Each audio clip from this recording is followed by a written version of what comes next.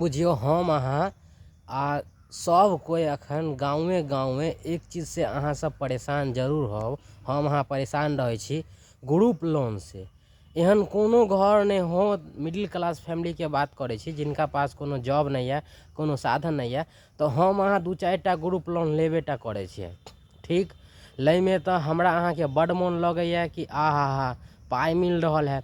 जखन जे सधाबे पड़े छे ना वो ग्रुप लोन, तखन बड़ कष्ट होत।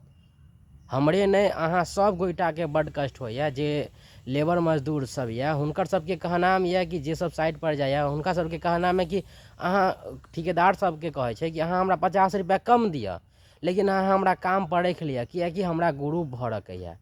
तो हम एकेटा कहे छी, ठीक है ग्रुप लोन लू, कोई दिक्कत नहीं, लेकिन अहाँ सब कोई एगो चीज़ के डिमांड करियो हुनका से। जे कोई सर आवे या घर पर, तो हुनका सबके अहाँ जिनकर माँ या भाभी या जिनका कनिया है, तो अहाँ सब हुनका कहियो कि ठीक से हम ग्रुप लेली हन तो हम अहाँ के लोन सधेबेटा करब। लेकिन जखन पावन त्यौहार के समय आवेया तो उ ग्रुप वाला की करैया कि अहाँ पावन या त्यौहार है वैसे नहीं मतलब है, हुनका पैसा चाहबेटा करी, मोर इमरजेंसी वैसे नहीं मतलब है, लेकिन हुनका पैसा चाहबेटा करी।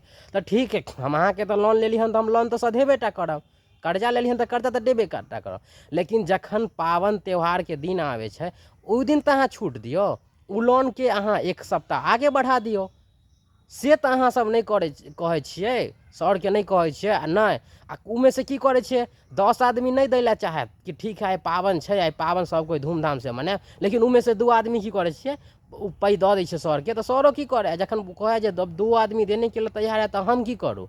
तो अहाँ सब ई कहियो कि जहिया पावन त्यौहार आयत तहिया हम पाई नहीं देब, उ लोन के किस्त अहाँ एक सप्ताह आगे बढ़ा दियो, हम तो पाई देबेटा करब। लेकिन देखे छिए कि पावन त्यौहार आवे है, उ कहे पावन त्यौहार छोड़ दिया, अहाँ पावन नहीं करू, हमरा पावन से कोनो मतलब, लेकिन हमरा पाई दिया। ई कहाँ के न्याय छे।